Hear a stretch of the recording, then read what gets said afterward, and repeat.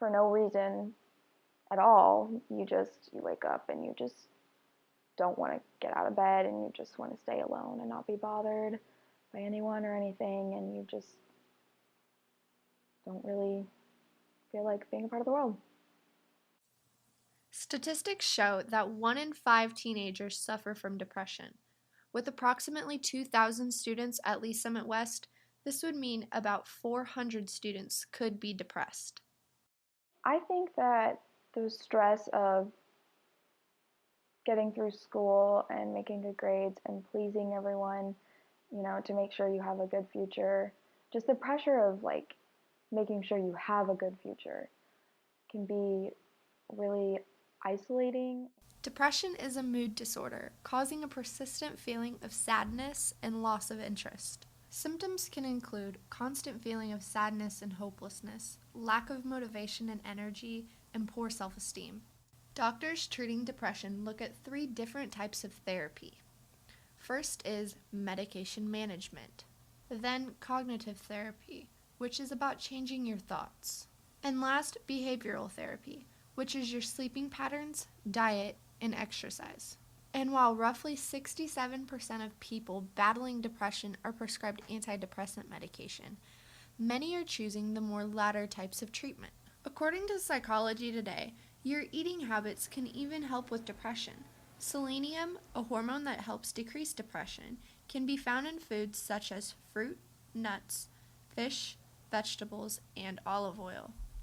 Sources also say consumers of fast food, compared to those who eat little or none, are 51% more likely to develop depression because they are more likely to have poor eating habits. I hardly ever eat any fast food because it just builds up the negative emotions. Physical activity can also help with depression. When you exercise, your body releases chemicals called endorphins. These endorphins interact with receptors in your brain that reduce your perception of pain, which reduces depression. I do yoga. That's really, really helpful. It's a huge stress reliever, and it just is more about connecting with your inner body and yourself. Even pets can help with depression. They are known to help ease loneliness, stress, anxiety, and even encourage exercise and playfulness. I got my dog when I was like around my rock bottom, and she's literally my best friend. And it's nice to have like something or someone that you can just they'll just love you and lick your face and cuddle. Whether you choose medication therapy or more natural methods, the most important step is getting help.